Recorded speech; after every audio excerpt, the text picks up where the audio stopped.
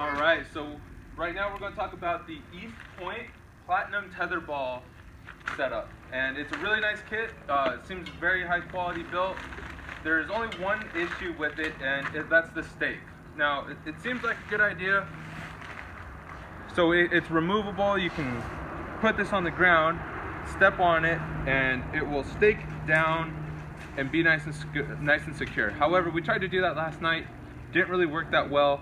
It's just too fat of a pole to actually stake in the ground. Even with a 8-pound sledgehammer, hitting it hard, put a piece of wood on the top, 2x4, and hitting it down, I could only get it maybe 6 to 8 inches into the ground. And after playing with it for 15 minutes with my boys, it was wobbling like crazy. So that's not a good solution. So what we're going to do is we're going to dig a hole, put some concrete in it. We're going to cover this with some kind of plastic wrap or perhaps wax paper and have that set in the concrete. When it dries, we're going to be able to remove this, and there's going to be a hole in the concrete so we can play with it as we wish and remove it. So then when it's removed, we can play out a pole sticking up. So once that's created, I think it's going to be a great addition to our backyard. The boys really like the ball, and that'll be a good secure solution for it that will be removable.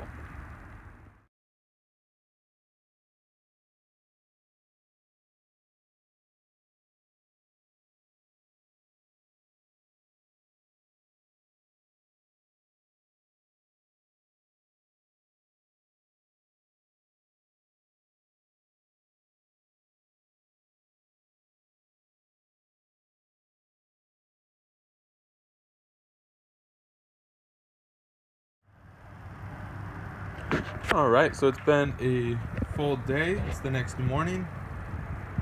See, the concrete is hardened. Looks great. Nice and hard when you wiggle it. Perfect.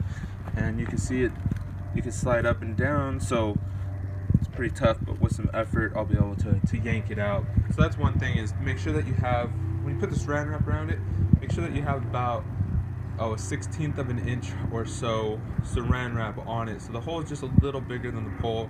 So if the concrete expands or shrinks at all, you'll have some room to make it wiggle. So let's grab our tetherball.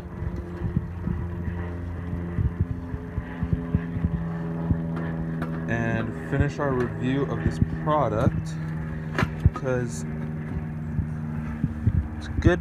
Oh, okay. This little clip popped in. There we go.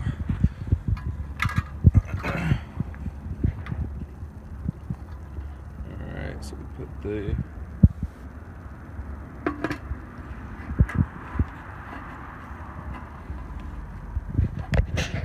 let's push this button in. There we go. Nice and solid. So I had to make a larger knot at the top, otherwise the ball was dragging on the ground. So once I did that, everything looked acceptable. Looks good now. So let's show you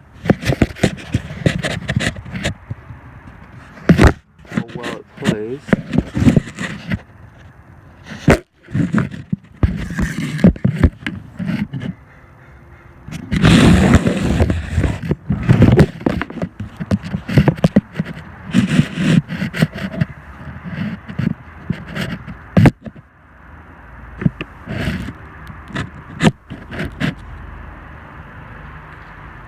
So, you can see there's a little wiggle with it.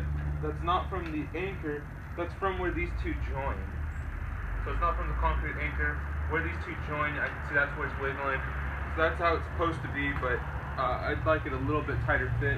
As this joint at the top is a nice slide-on fit, and that's not moving at all. So that's a great joint. I don't know why they didn't make the bottom one similar to that. But